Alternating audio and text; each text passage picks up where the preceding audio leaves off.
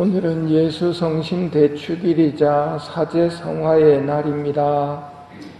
오늘은 하느님이신 예수님의 마음에 집중하는 날입니다. 일독서인 신명기는 하느님께서 이스라엘을 당신 백성으로 뽑으신 이유를 알려줍니다. 그것은 가장 작고 힘이 없었기 때문입니다. 가장 강하다는 파라오의 손에서 종살이하던 그들을 구하신 것은 이스라엘이 약해서였다고 알려주십니다. 이것이 되새겨야 할 하느님의 마음 씀씀이입니다. 하느님은 강하다는 자를 물리치시고 작고 약한 이들의 하느님이 되어주십니다. 권세 있는 자를 자리에서 내치시고 미천한 이를 끌어올리셨도다. 줄이는 이를 은혜로 채워주시고 부요한 자를 빈손으로 보내셨도다.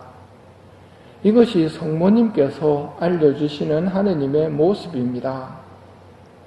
하늘과 땅의 주님, 지혜롭다는 자들과 슬기롭다는 자들에게는 이것을 감추시고 철부지들에게는 드러내 보이시니 아버지께 감사드립니다. 예수 성심 대축일, 이것을 묵상하는 이유는 우리가 하느님의 마음을 오해하고 있기 때문입니다. 내가 너희에게 새 계명을 준다. 서로 사랑하여라. 내가 너희를 사랑한 것처럼 너희도 서로 사랑하여라. 예수님께서 주신 새 계명은 먼저 내가 너희를 사랑한 것처럼 이것을 알아들어야 합니다. 예수님은 하느님이십니다. 하느님이 사람이 되어 오신 이유는 우리가 착하고 말 잘 들어서가 아니라 아담과 하와가 하느님을 무시하고 뱀의 말을 들었기 때문입니다. 죄를 지었고 그 죄를 해결할 능력이 없었기에 하느님의 외아드님이 오셔서 죄를 사하여 주려고 당신의 몸을 내어주신 것입니다. 이것이 하느님의 사랑입니다.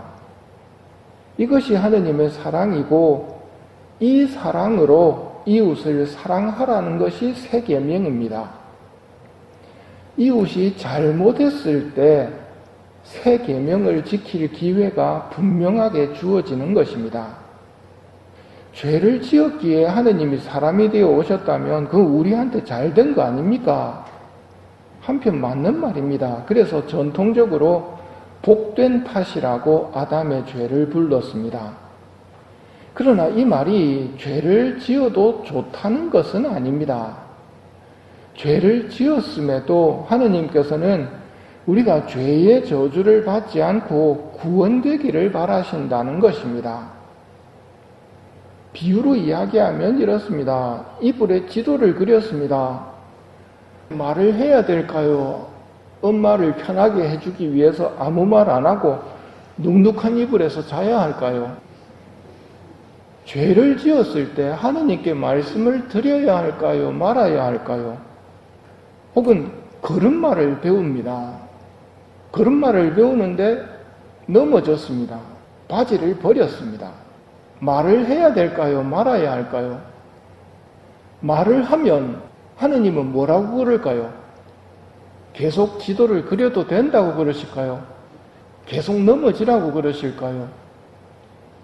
다시는 죄짓지 마라 하고 말씀하시지만 우리가 또 넘어질 걸 아십니다. 그런 말을 배울 때까지는 넘어진다는 걸 아시기 때문입니다. 기다려 주시는 거죠. 이게 하느님과 우리와의 관계입니다. 죄를 지어도 괜찮다가 아니라 기다려 주십니다. 이 하느님의 사랑을 바라보고 믿는 것이 오늘 우리가 해야 할 중요한 일입니다.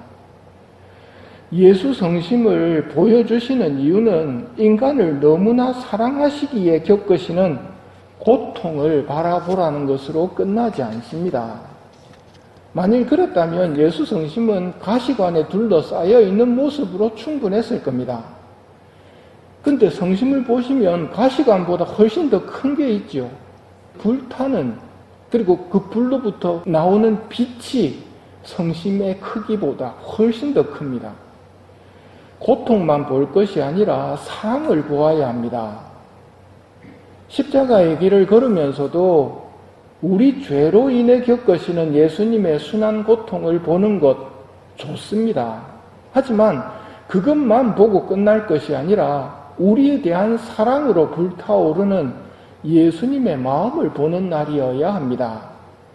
그리고 겸손되이 진심으로 하느님의 사랑을 깨닫게 해달라고 청해야 하는 날입니다. 우리는 불타는 예수 성심을 보면서도 머리로는 알아듣지만 일이 내 뜻대로 안 되거나 고통스러울 때는 하느님의 사랑을 잊어버립니다. 아직 하느님께서 나를 사랑하신다는 것이 참된 믿음이 되지 못하고 있다는 증거입니다. 요사파 수녀님에게 주신 예수 성심의 메시지를 들어봅시다. 나는 이 좁은 감실에 갇혀 있기를 원했다.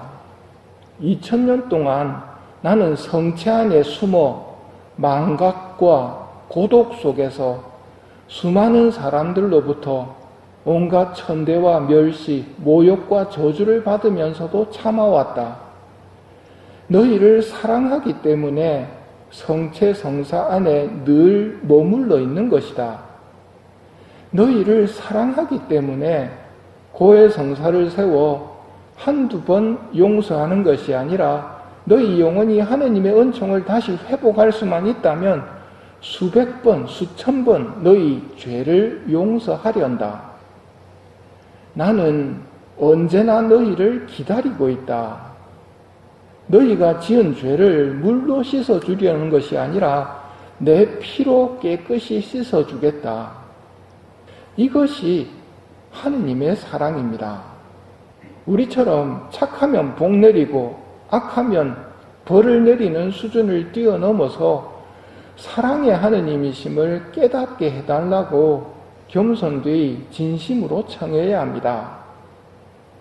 불타는 성심을 보면서도 하느님께 사랑받는 기쁨을 느끼지 못하고 불타는 성심을 보면서도 풍랑을 만나면 죽게 되었다면서 내 목숨 걱정부터 하는 우리들입니다. 하느님께서 나를 사랑하셔서 나와 늘 함께 계시려고 빵이 되어 오셨습니다. 그 빵을 먹는 사람은 하느님 안에 머무르고 하느님께서도 내 안에 머무시게 됩니다. 이것은 잊어버려도 되는 은총이 아니라 늘 함께 계심을 기억할 때 우리가 평화 속에 머물 수 있는 은총입니다. 하느님께서 정말 나를 사랑하신다는 것을 믿을 수 있는 은총을 이 미사 중에 청하도록 합시다.